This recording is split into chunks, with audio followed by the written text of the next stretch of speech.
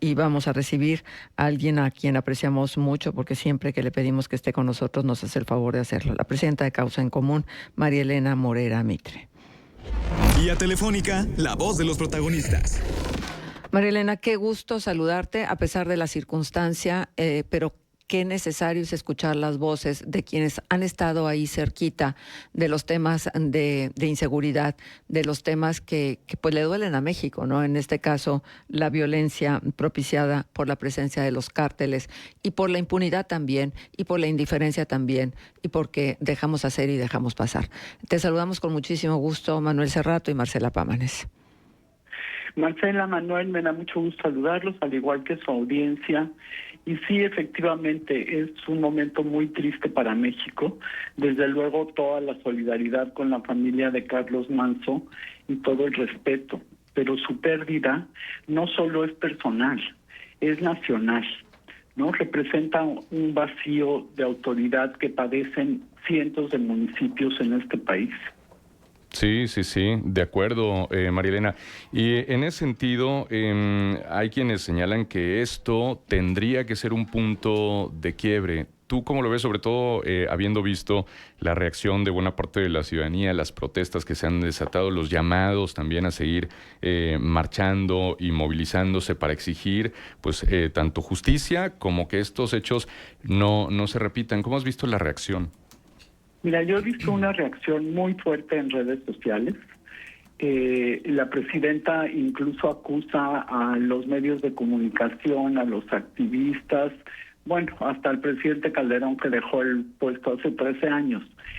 Pero esto también significa que están preocupados porque la reacción en redes sociales ha sido muy fuerte, mucho más fuerte que en otros momentos, ¿no? Simplemente hace 2 semanas mataron a un líder limonero también desgraciadamente en Michoacán, y fue una reacción fuerte, pero no como la de ahora.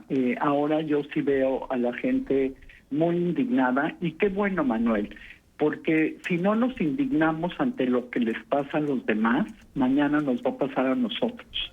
Ojalá que esta reacción sea duradera, que no solo sea de redes sociales, que efectivamente tengamos la fuerza para salir a las calles, para exigirle a la presidenta que ya gobierne, que deje de echarle la culpa al pasado, porque lo que necesitamos de un presidente es que vea hacia adelante, no hacia atrás, que nos diga qué es lo que va a hacer y que realmente haya un cambio en las políticas de seguridad a nivel estatal, que se fortalezcan a las policías, que se fortalezcan a las fiscalías, ¿no? Ya dejemos el pasado atrás, ya los historiadores se encargarán de eso y nosotros veamos hacia adelante. Pues, pero es justo lo que no hacemos, María Elena, por lo menos desde la narrativa que construye el gobierno, es siempre acudir a la argumentación de que así dejó Felipe Calderón Michoacán. Calderón es michoacano, hay que recordarlo, y él es el responsable en el fondo de lo que está sucediendo ahora. Es que ¿cuántos años han pasado, María Elena? ¿O cuántos años tenemos que permitir que pasen? Exactamente, ¿cuánto tenemos que permitir que pase? Pues mira, parece que estamos muy acostumbrados a la violencia y no nos damos cuenta que desde que dejó el presidente Calderón la presidencia, por el pleonasmo, pues han subido muchísimo la violencia en México. Simplemente para darles un dato, y pues si me voy al 2015, ni siquiera en la época de Calderón, sino después de él, teníamos 25.732 delitos de alto impacto, refiriéndome a desapariciones sumadas a homicidio doloso y a otros delitos contra la vida. Uh-huh. El año pasado tuvimos, sumando estos 3 rubros, 59.748. O sea, la violencia ha subido de forma desmedida, aunque la presidenta nos quiera seguir diciendo que es culpa de Calderón. Pues no es culpa de Calderón. Han sido malas políticas públicas, nos afectó muchísimo todo el periodo de López Obrador, donde les mandaba abrazos, no solamente en las mañaneras, sino en las acciones. no hubo acciones en contra de los criminales. Tenemos gran parte del territorio tomado por ellos, inclusive zonas donde no había problemas hace 7 años, hoy hay problemas graves. Entonces, sí creo que la presidenta debería de repensar su estrategia, aunque ayer dijo que todo iba a seguir igual, que lo estaban haciendo muy bien. Bueno, pues ojalá que nada más sean dichos y no hechos. Ujú. Ahora, este cuestionamiento, hace un rato lo citaba, que hace el presidente de El Salvador, Bukele, con todo y la percepción que cada quien pueda tener respecto a sus formas de hacer gobierno.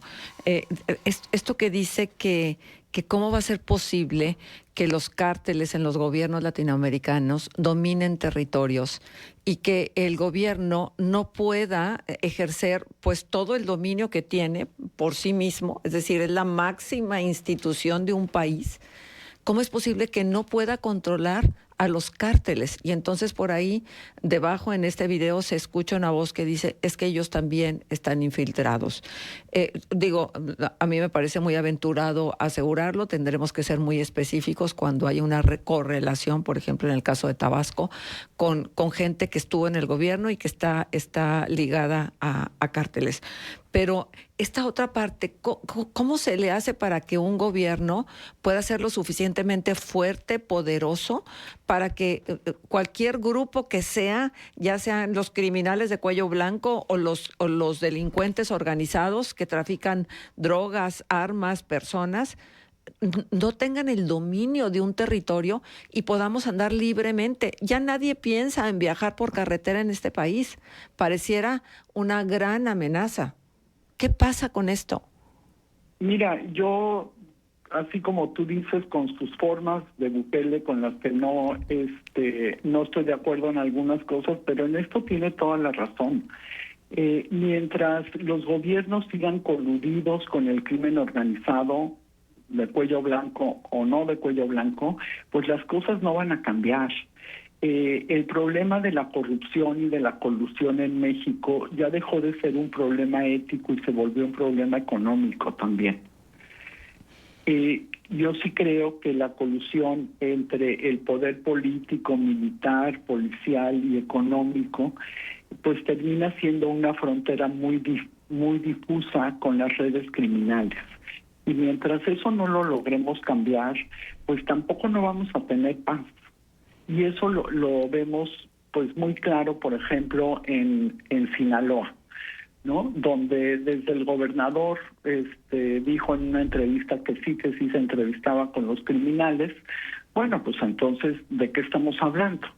¿No? Y cuando se mantienen a este tipo de gobernadores y a este tipo de políticos en el poder, si hay esta impunidad a ese nivel, Marcela, ¿por qué los de abajo, los criminales y los sicarios, no van a seguir haciendo lo que se les pega la gana? Entonces, yo sí creo que hay muchas cosas que tenemos que arreglar en este país, pero una que es un factor importantísimo, desde luego, es que la condición mínima de seguridad pública y seguridad jurídica pasa por el combate a la corrupción y a la colusión.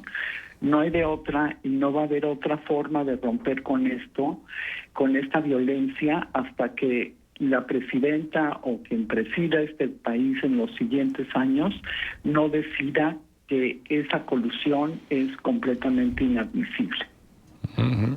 Sí, totalmente, Marielena. Ahora, en ese sentido, ¿tú qué vislumbras en el aspecto de que la presidenta tendría que desmarcarse muchísimo más del sexenio anterior? Se ha dicho mucho que eso tienden a hacer los presidentes de México, desmarcarse de su antecesor, pero parece que eso todavía no lo vemos en este gobierno que se ha dicho de continuidad de la Cuarta Transformación, a pesar de los escándalos, por ejemplo, con Adán Augusto López. Se señala mucho de que la presidenta ya debería romper con ello y, bueno, pues que haya pues alguna pena en términos legales de lo que se le señala a Adán Augusto.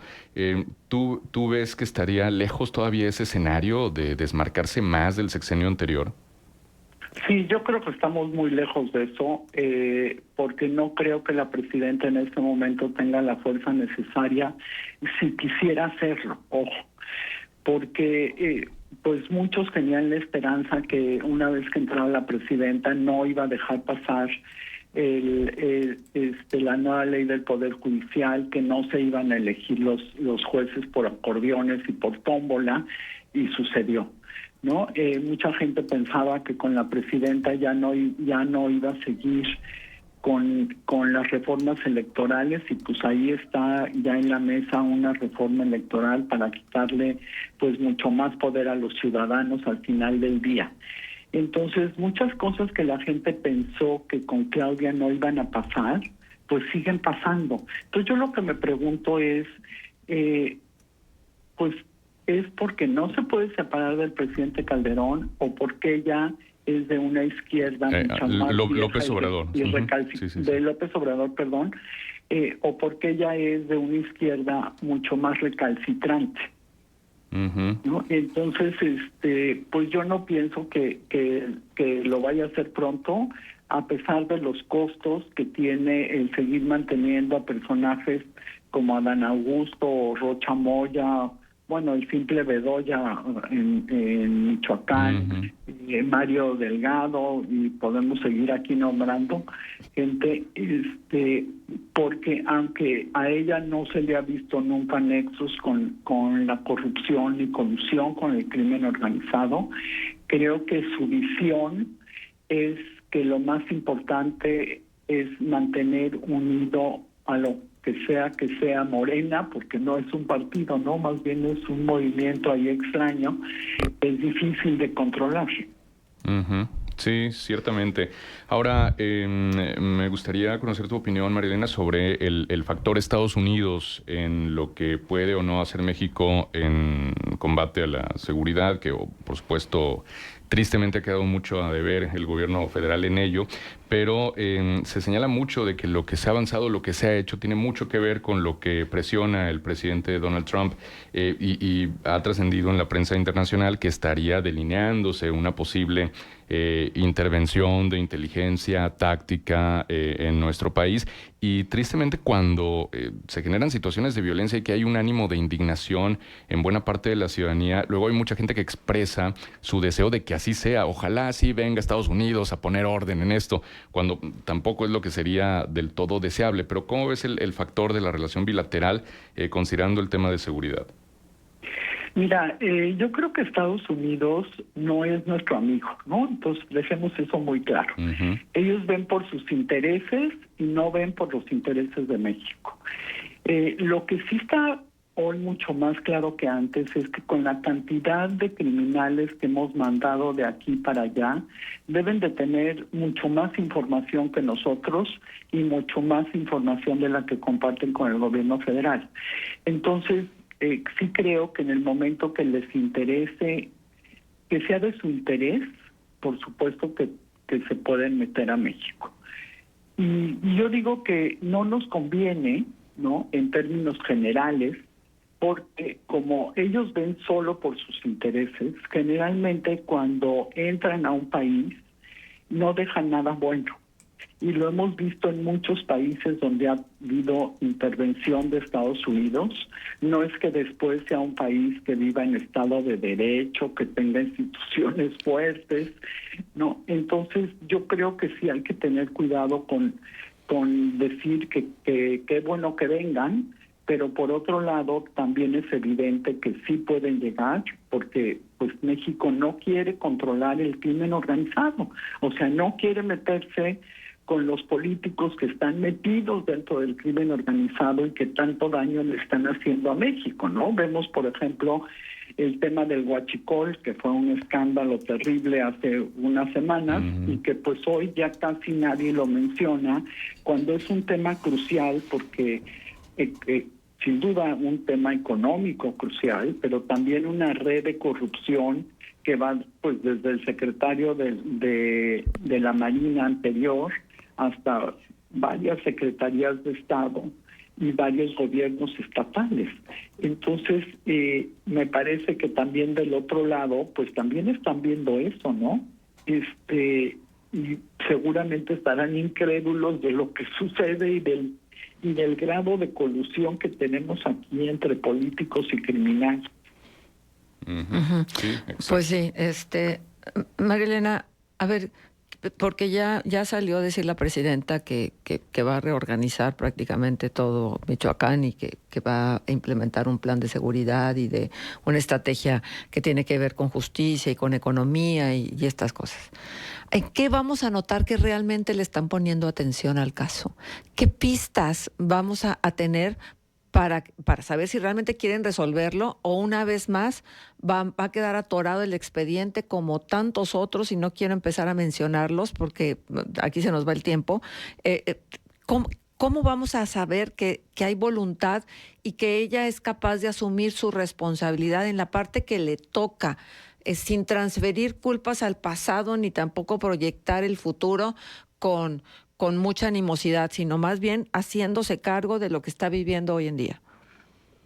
Mira, yo creo que la manera más certera de darnos cuenta es si pusieran indicadores a su estrategia, ¿no? Y que pudieran salir a decir, con estos indicadores nos vamos a medir, menos violencia en las calles,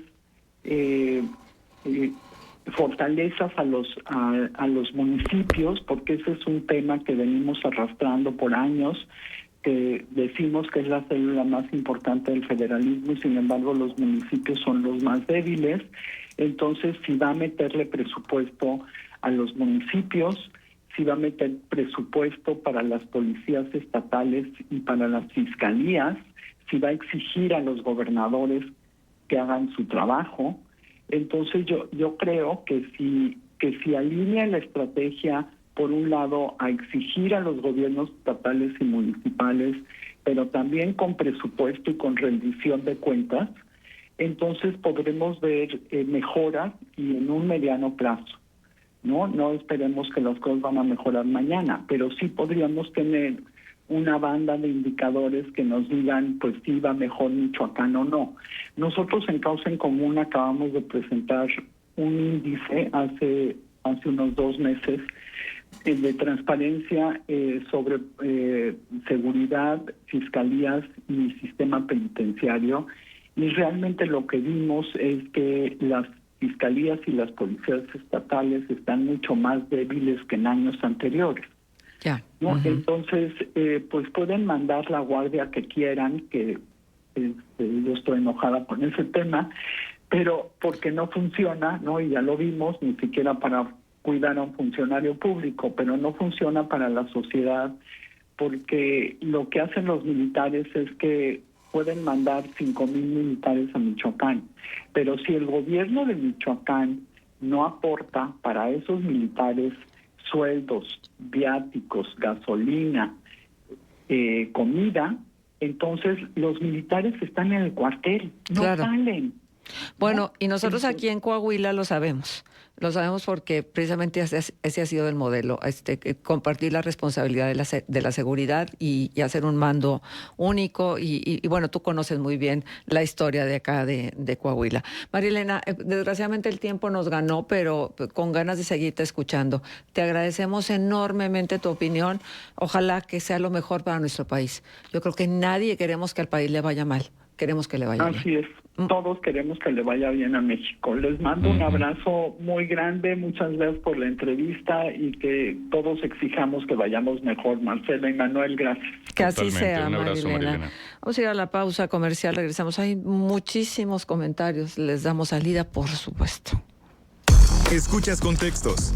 Regresamos con más.